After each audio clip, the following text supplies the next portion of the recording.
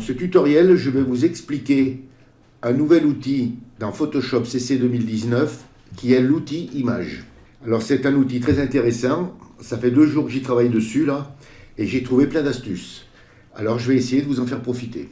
Alors qu'est-ce qu'on peut réaliser avec? On peut faire des mises en page, vous voyez comme ça là. On peut mettre plusieurs images de tailles différentes, carrés, rectangles, on peut faire des ronds, on peut faire des ellipses, je vous montrerai tout ça. On peut par exemple, dans un carré, mettre plusieurs images, vous voyez, et on peut les changer. Si je viens dans celui-là par exemple, je peux changer mon image. Mais ça, il y a une certaine façon de le faire. Donc c'est pas le tout de dire cet outil il est bien parce qu'on peut empiler les images, mais il faut savoir comment on les empile. Et vous allez voir, il y a plusieurs façons de le faire. Moi j'ai découvert plein d'astuces. Je vais débuter en vous présentant cet outil Image. Alors je vais ouvrir un nouveau document. Alors, il se présente l'outil Image à gauche sur la barre des outils. C'est un rectangle avec une croix. Donc on clique dessus et on vient en haut sur la barre des menus. Alors ce n'est pas des symboles, hein, ça s'appelle des formes. On parlera de forme et d'image. Donc vous avez la forme rectangulaire et la forme ronde. Je vais commencer par la forme rectangulaire. Donc vous cliquez dessus, vous l'amenez sur votre image et je vais faire un carré. Et je lâche. On vient à droite sur la palette des calques et on se rend compte que ça m'a ouvert un calque, un nouveau calque, avec 2 vignettes. Ici j'ai la vignette de la forme, donc on voit bien mon carré que j'ai fait ici. Donc l'image que j'importerai dans cette vignette, quand on veut travailler sur la forme, eh bien on clique dessus pour l'activer, ça nous met la sélection autour. Et quand on veut travailler sur l'image, on clique sur la vignette de l'image. Alors là je vais cliquer, mais ça ne donne rien. Pourquoi? Parce que je n'ai pas d'image. Je vous l'expliquerai un peu mieux après. Donc on peut, si on veut, faire un rectangle horizontal, on peut faire un rectangle vertical, la largeur que vous voulez, hein. Et autant de fois que vous faites une forme, autant de fois vous aurez un calque, avec la vignette de la forme et la vignette de l'image. Donc voilà déjà ce qu'on peut faire avec la forme carrée. Donc je vais supprimer tout ça, et je vais vous faire voir avec le rond. Ensuite on vient ici, là, on clique sur le rond, et même chose, on fait un carré, et vous voyez, ça nous fait un rond. Bon, s'il n'est pas vraiment rond, on peut le prendre et l'agrandir un peu. On peut faire, si on veut, une ellipse horizontale, on peut faire une ellipse verticale, de la taille qu'on veut. Et comme tout à l'heure, comme je vous expliquais, on a la vignette de la forme et la vignette de l'image. Donc je vais fermer tout ça, et maintenant je vais vous montrer comment on y met les images dedans. Donc je vais prendre le rectangle et je vais faire une forme quelconque, hein. Donc je m'aperçois à droite, j'ai la vignette de ma forme et la vignette de mon image. Maintenant, je vais importer mon image. Alors pour ça, on vient sur Fichier et vous venez sur Importer et Incorporer. Vous cliquez et vous allez dans le dossier où vous avez votre image. Voilà, j'ai cliqué et l'image, vous voyez, s'est posée directement dans ma forme. Maintenant, on vient à droite sur la palette des calques, on s'aperçoit que dans la vignette qui était blanche tout à l'heure, ben maintenant j'ai mon image. Et là, j'ai ma forme. Si je veux réduire mon image, par exemple, vous venez à droite sur la palette des calques, vous cliquez sur la vignette de l'image, vous enfoncez les touches CTRL plus T. Et vous voyez, ça vous met la sélection de déformation. Et là, vous pouvez, si vous voulez, déformer votre image. Là, je la déforme, hein. Je ne conserve pas les proportions. C'est simplement pour vous montrer, hein. Donc, je vais revenir en arrière. Je ne veux pas accepter. Voilà. Donc, si je veux, par exemple, agrandir mon image pour avoir juste les 2 personnes en plus gros plan. Donc, CTRL plus T. Et là, je vais grandir mon image. Alors, si je la fais bouger là maintenant, je la déforme. Regardez, vous voyez, je la déforme mon image. Moi, c'est pas ce que je veux. Donc, je remets ma sélection de déformation. Vous enfoncez la touche Maj et vous venez sur une poignée. Et là, vous conservez les proportions. Donc, vous grandissez votre image et vous les positionnez. On les voit en plus gros plan. Et pour accepter, touche Entrée du clavier. Vous voyez déjà, dans un premier temps, on peut travailler normalement, hein. Mais pensez bien à activer la vignette. Alors maintenant, je vais vous montrer si je veux agrandir par exemple ma forme. Si je veux faire mon image plus grande ou plus petite. On vient sur la vignette de la forme et on fait un clic gauche. Vous voyez, la sélection se met autour, ce qui veut dire que maintenant je vais travailler que sur ma forme. Je viens sur une poignée et je peux agrandir ma forme. Mais je n'ai pas agrandi mon image. Donc vous voyez, je peux redéplacer mon image à l'intérieur. Et inversement, si je veux la réduire, je réduis ma forme, mais pas mon image. Donc je prends mon image et je la repositionne correctement. On peut travailler en redimensionnant uniquement l'image ou en redimensionnant uniquement la forme. Maintenant, si vous voulez, par exemple, redimensionner les deux en même temps. Alors, vous venez à droite sur la palette des calques et vous cliquez entre les deux vignettes. Vous faites un clic gauche. Et vous voyez, ça vous a sélectionné la vignette de la forme et la vignette de l'image. Vous enfoncez la touche CTRL plus T. Et là, vous allez pouvoir agrandir la forme et l'image. Ou la réduire. Donc, je vais l'agrandir. Et je peux, si je veux, la prendre et la déplacer. Je déplace et la forme et l'image. Vous voyez, jusque-là, c'est pas trop compliqué. Et vous cliquez sur le petit astérix pour accepter, ou alors vous enfoncez la touche Entrée du clavier. Alors maintenant, je vais vous montrer si vous voulez changer l'image. Si vous importez et que vous incorporez une nouvelle image, vous supprimerez celle-ci et vous mettrez l'autre à la place. Alors je vais vous montrer comment ça fonctionne, parce que je vous montrerai après comment conserver les deux images. Donc si je viens sur Fichier, Importer et incorporer, et que je clique. J'ai choisi une nouvelle image, et si je bouge mon image, eh bien, elle a pris la place de l'autre. Mais l'autre image a disparu. Donc si je veux dire, je mets cette image ou l'autre image, eh bien, je ne peux plus. Alors il ne faut pas à chaque fois dire importer et incorporer. Donc je vais vous montrer comment conserver cette image et avoir deux images dans la forme. On peut en mettre 3, 4, 5, autant qu'on veut. Vous venez à droite sur la palette des calques et vous cliquez sur l'arrière-plan pour l'activer. Donc vous venez sur Fichier, Importer et incorporer. Et vous cliquez. Voilà, j'ai choisi notre image. Et cette image, vous constatez, elle s'est posée derrière. Donc on accepte, touche Entrée du clavier. Et maintenant, il va falloir la rentrer dans la forme, sans effacer cette image. Alors qu'est-ce qui va se passer? Dans la manœuvre que je vais vous faire, on va désolidariser la forme et l'image. Elles ne vont plus être sur le même calque. Vous voyez, là, elles sont sur le même calque. Moi, je vais vous faire enlever cette image d'ici et la mettre dessous. Alors pour ça, on vient sur l'image d'en dessous, là. On l'active. Vous enfoncez la touche Maj. Vous prenez votre image, là. Vous cliquez dans la vignette et vous le faites glisser dans la vignette de la forme. Et vous lâchez. On constate à droite que la forme s'est mise en haut. Ça a formé un groupe. Vous voyez, si je ferme mon groupe. Et j'ai mes deux images, là. Si je ferme l'œil de l'image du cheval, j'aurai l'image que je viens d'importer. Donc j'ai bien mes deux images. À partir de là, je peux faire le choix. Je mets celle-ci ou je mets celle-là. Et vous pouvez les agrandir ou les réduire individuellement chaque image, ou alors vous pouvez les réduire avec la forme en les liant. Je vais vous montrer comment il faut faire quand on a un groupe. Donc vous faites un clic gauche sur une image, comme moi là. Vous enfoncez la touche CTRL et vous cliquez sur le calque de la forme. Vous enfoncez les touches CTRL plus T. Et là, regardez bien ce qui va se passer. C'est que mon image du milieu n'est pas sélectionnée. Mais elle va se réduire de la même façon que celle-là. Regardez, si je la prends là et que je la réduis, et que je lâche, vous voyez, elle s'est réduite de la même façon. Maintenant, si je la déplace, elle va se déplacer exactement pareil. Elle va prendre exactement les mêmes proportions. Vous voyez, je la bouge. Si je la regrandis, eh bien, mon image s'est agrandie. Si j'ouvre le cheval, par exemple, le cavalier, eh bien, il aura les mêmes proportions. Si je ferme le cavalier, mon image de dessous aura les mêmes proportions. Vous voyez, ça c'est important. Donc là, je vous ai fait travailler en désolidarisant la forme et l'image, mais on travaille quand même de la même façon que si on n'avait qu'une seule image ici. Quand vous le travaillerez, vous comprendrez un peu mieux. Donc là, je vais vous montrer maintenant comment faire une bulle. Donc je vais ouvrir une image. Et supposez que, par exemple, ici, là, la statue, la belle statue là, qui représente la métallurgie, je voudrais la montrer dans un médaillon. On vient en haut, on clique sur le rond, et vous faites un rond, n'importe quelle taille.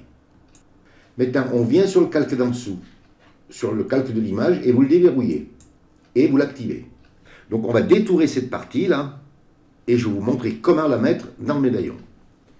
Je vais prendre l'outil rectangle sélection et je vais faire un rectangle. Voilà. Je vais le dupliquer. CTRL J. Donc on s'aperçoit à droite sur la palette des calques. J'ai bien le calque avec ma forme et mon rectangle et mon carré où je vais mettre ma partie détourée et mon image. Vous enfoncez la touche maj, vous venez dans la vignette là, vous faites un clic gauche et vous le faites glisser dans la forme. Et vous lâchez. Et voilà, elle s'est mise dedans. Maintenant, on va la positionner correctement. Donc vous voyez, mon rond est trop grand par rapport à la partie que j'ai détourée. Donc c'est pas grave, je viens sur la vignette de ma forme, je clique et je vais réduire mon rond. Mais vous voyez, mon image n'a pas bougé, elle a conservé ses proportions et je la positionne. Si je veux agrandir ma statue, je sélectionne la vignette de l'image et je grandis mon image. Je vais l'agrandir et j'accepte, touche entrée du clavier. Maintenant, je vais déplacer ma bulle. Donc je clique entre les deux vignettes pour sélectionner et la forme et l'image. Je le prends et je la déplace. Alors maintenant, si vous voulez accentuer la bulle, par exemple, et que vous voudriez y mettre un contour, donc vous venez à droite sur la palette des calques, sur la vignette de la forme. Vous faites un clic pour l'activer et vous faites un double clic. Ça vous ouvre propriété. Vous revenez dans la vignette et vous faites un second clic. Et ça vous ouvre les réglages. Vous venez ici sur contour. Vous avez un rectangle barré de rouge. Vous cliquez dessus et vous choisissez une couleur. Bon, comme c'est la mairie de Saint-Étienne, je vais mettre une couleur verte. Ensuite, ici, c'est marqué 1 pixel. Si vous cliquez là sur le petit astérix, vous avez une réglette, vous pouvez agrandir. Ou alors, vous pouvez, si vous voulez, le mettre en surimpression. Et avec le clavier, par exemple, je vais mettre 12 pixels. Et touche entrée du clavier. À droite, ici, vous voyez, c'est marqué intérieur. C'est-à-dire que mon contour est à l'intérieur. Je peux le mettre à cheval sur l'image et l'extérieur, et je peux le mettre complètement à l'extérieur. Donc, vous venez ici, vous cliquez, on va le centrer, et hop, il va reculer, et je peux le mettre complètement à l'extérieur. Quand j'ai fini, vous cliquez là, vous faites un petit clic à l'extérieur de la sélection, et voilà.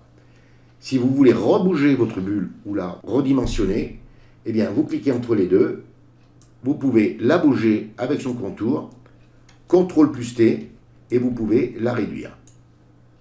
Et vous acceptez. Vous pouvez la prendre et la bouger et la mettre, par exemple, ici. Voilà déjà une façon d'utiliser l'outil image. Vous voyez, c'est déjà intéressant, hein. On peut déjà vraiment bien travailler. Voilà, donc je vais passer à la suite. Je vais vous montrer comment, par exemple, vous voyez, faire une forme et y incruster une image, ou alors dans un texte. Alors, ce que je vais faire, alors vous pouvez, si vous voulez, je ne vous l'ai pas dit tout à l'heure, vous pouvez supprimer l'image. Vous voyez, vous l'activez là, et vous enfoncez la touche Supre du clavier. Vous voyez, donc j'ai fait mon texte là, vous voyez, j'ai enlevé l'image que j'avais mis. Mais moi, je vais supprimer complètement mon texte, et je vais en faire un autre. Donc, vous prenez l'outil texte, et je vais laisser l'orem, hein. Voilà. L'orem, ipsum, dolor, ici, enfin voilà. Donc, vous acceptez, et là, peu importe la couleur, hein. Donc, vous choisissez, bien sûr, la police de votre texte, vous écrivez votre texte, et là, maintenant, comment y importer une image? Alors, avant, on pouvait mettre l'image, mettre un masque d'écrêtage, et on glissait l'image à l'intérieur. Maintenant, ça ne fonctionne plus comme ça. Vous venez à droite sur la palette des calques, sur le calque du texte, vous faites un clic droit, et vous venez sur Convertir en image. Vous faites un clic gauche sur Convertir en image. Il y a une fenêtre qui s'ouvre, et vous cliquez sur OK. La couleur a disparu, et vous voyez, ça m'a mis une vignette blanche. Il suffit maintenant d'importer une image quelconque, donc je vais importer une image. Voilà, j'ai importé une image, et vous voyez, l'image s'est posée directement. Si je prends mon outil de déplacement V, je peux déplacer mon image à l'intérieur. Je peux, si je veux, l'agrandir, la réduire. Alors si elle est trop petite, eh bien vous l'agrandissez. Et touche entrée du clavier pour accepter. Et voilà, vous avez mis une texture à l'intérieur du texte assez facilement et assez rapidement. C'est vraiment pas compliqué. Alors maintenant, si vous voulez, par exemple, y mettre une ombre portée. Alors ça se complique un peu là, parce qu'on ne peut pas le faire là directement. J'ai essayé toutes les techniques possibles et inimaginables. L'ombre portée se mettra sur le cadre de l'image, à l'extérieur. Moi, je veux le mettre autour des lettres. Là. Alors, ce qu'il faut, c'est changer le mode du texte. Donc, on va le convertir en objet dynamique. Donc, vous venez sur le calque, vous cliquez, et vous cliquez sur Convertir en objet dynamique. Et vous faites un clic gauche. À partir de là, vous voyez, c'est devenu un objet dynamique. Vous faites un clic droit sur le calque, et vous venez sur Options de fusion. Ça vous ouvre option de fusion comme d'habitude. Et là, vous pouvez mettre une ombre portée. Alors là, vous choisissez. Hein, et vous pouvez faire tous les réglages que vous voulez là. Par contre, la texture, vous ne pouvez plus la changer. Sauf si vous venez ici sur incrustation de motifs. Et là, vous pouvez la changer. Et vous pouvez la faire bouger aussi. Vous voyez, on peut reprendre les anciennes techniques avec les nouvelles techniques. Ça laisse quand même un large espace pour travailler. Je vais annuler. Donc je vais le supprimer, mon calque. Et là maintenant, par exemple, je vais supprimer mon image et je vais supprimer mon contour. Voilà, supposez que vous fassiez une forme. Vous voyez, moi j'ai fait des vagues. Alors ça on le fait avec l'outil plume. Hein. Alors quand on le fait avec l'outil plume, mais je vais la refaire, comme ça vous comprendrez mieux. Je vais faire ça vite fait, hein. Je prends ma plume. Vous venez ici en haut, là, vous vous mettez sur forme. Donc vous mettez la couleur que vous voulez. Hein. Je vais le mettre rouge, moi. Et pas de contour. Voilà, je vais faire des vagues. Hein. Je vais faire ça assez vite. Hein. Voilà. Vous entourez toute la sélection. Voilà. Et quand vous en êtes là, vous n'êtes pas obligé de faire un clic droit et définir une sélection. Vous n'êtes pas obligé. Vous venez directement sur le calque, vous faites un clic droit et vous venez sur convertir en image et vous cliquez. Vous cliquez sur OK et comme sur le texte, ça vous enlève la couleur et ça vous prépare votre forme pour qu'elle reçoive l'image. Vous venez sur Fichier, Importer et incorporer et vous allez chercher l'image que vous voulez mettre. Voilà, j'ai choisi cette image. Vous voyez, elle s'est mise directement dans la forme. On prend notre outil de déplacement V. Je viens là, je clique pour bien être sûr que mon image est activée et je vais l'agrandir. Et je peux la bouger comme je veux. Et je clique sur le petit astérix ou la touche entrée du clavier. Je clique à côté pour faire disparaître la sélection. Et vous voyez, j'ai fait des vagues. C'est comme quand on aurait pu le faire exactement de la même façon en mettant un masque d'écrêtage. Et là, la même chose. Eh bien, si vous venez sur votre vignette de forme, vous cliquez et vous pouvez mettre un contour. Mettre un contour rouge, par exemple. Je veux le mettre à quelques pixels et je veux le mettre à l'extérieur. Je ferme ma fenêtre et voilà.